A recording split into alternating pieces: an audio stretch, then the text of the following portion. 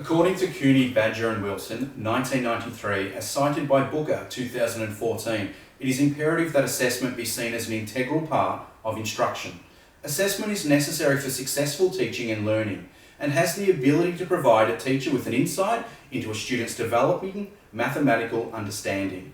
According to Dodge, 2009, there are two main categories for assessment, those of formative assessment and that of summative assessment, and both should hold equal merit within a classroom. Formative assessment, according to Dodge 2009, is an assessment for learning. That is, it is an assessment which supports and encourages learning during the learning process. Formative assessments serve as practice for students and provide continual feedback for both teacher and student. A teacher can then utilise this feedback to tailor mathematical teaching and future instruction, whereas a student can equally utilise this assessment to improve their own mathematical performance.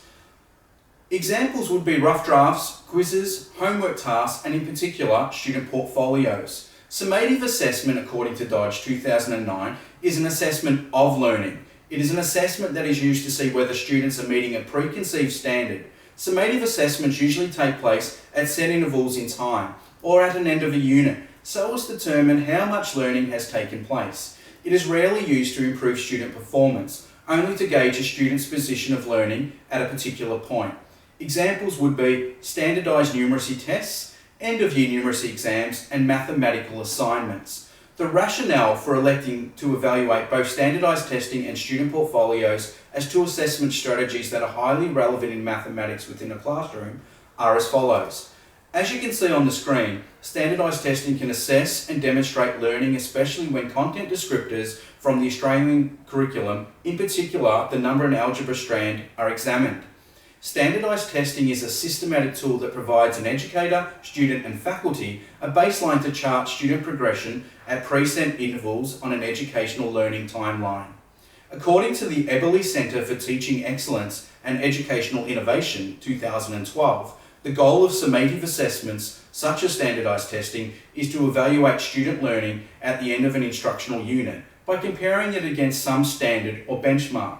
Therefore, the use of standardised testing to establish a student's current position of learning within mathematics and allow tracking of progression throughout a unit, term or year allows us as educators the opportunity to alter, amend and correct our teaching methodology on an individual basis to provide the best learning outcome for all students concerned.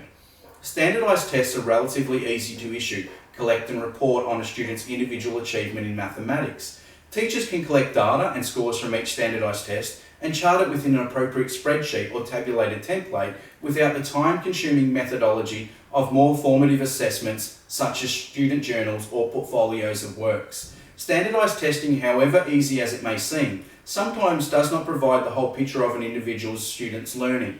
Anxiety, fear of failure, outside stresses can all skew a student performance on the day and therefore provide for an untrue reflection of a student's learning.